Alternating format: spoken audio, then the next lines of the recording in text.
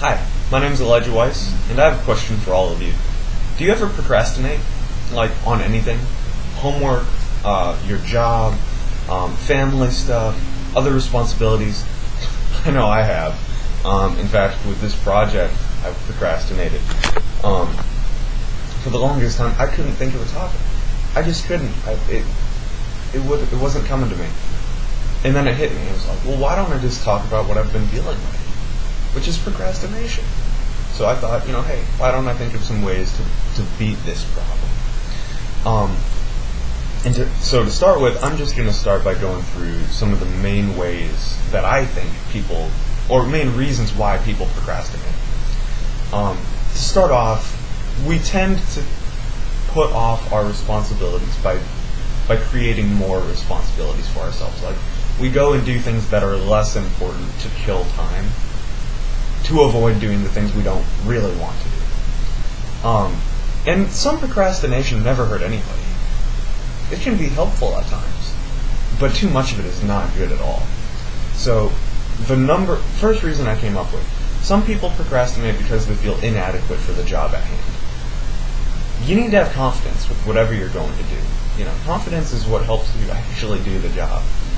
If you lack confidence, you're never going to get started. Number two, other people procrastinate because they have lost interest in their responsibilities. It can be easy to lose interest in mundane routines or activities that bore someone. So you have to find a way to make them interesting again. Number three, some folks procrastinate because they are worried about failure or even being too perfect. Well, here's the thing. You shouldn't have to worry about failure, because failure is normal. And number two, perfection is not a realistic goal. Nobody is perfect. So why try to reach it? And number four reason why people procrastinate, some people are simply rebellious. They don't want to do their work. And most people grow out of this, who are this way. There are more reasons than just these four, but these are four big ones. And there are ways to beat this, though. There are ways to beat procrastination. And I have a list of techniques and ideas. There are other ways to beat procrastination, but these are ones that help me. Number one, go someplace you don't usually go to. Just get outside your house. Go somewhere. Get a new change of scenery. That's big. Number two, turn off your phone and leave social media alone for a chunk of the day, maybe an hour or two a day. Just ignore it. Number three, set goals for the day that are realistic. Don't set your expectations too high. Number four, realize that perfection is impossible and just do your best. 5, allow for quiet time. 6, do something creative. 7, time yourself to get a job done, which I'll explain in a minute.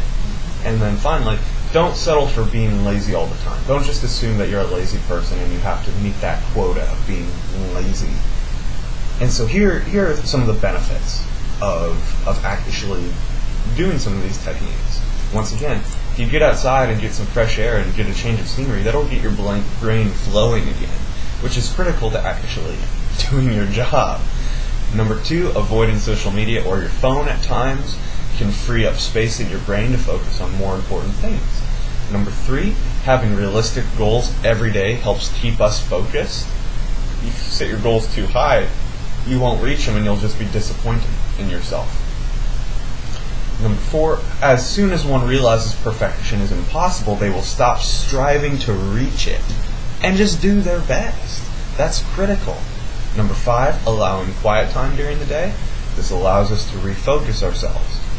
Doing something creative. It's a great way to spend time. It's a great way to de-stress and calm you down and help you refocus. I mentioned timing yourself to get a job done. Let's say I have an essay I need to write. Okay, I'm going to give myself 30 minutes to write a page of my paper. And let's say I get that page written up in 20 minutes, and I'm satisfied with that page. Well then, okay, what about those last 10 minutes that I reserved to write this page? Well, I'm going to reward myself. I finished early. I'm going to spend those 10 minutes doing whatever I want to do.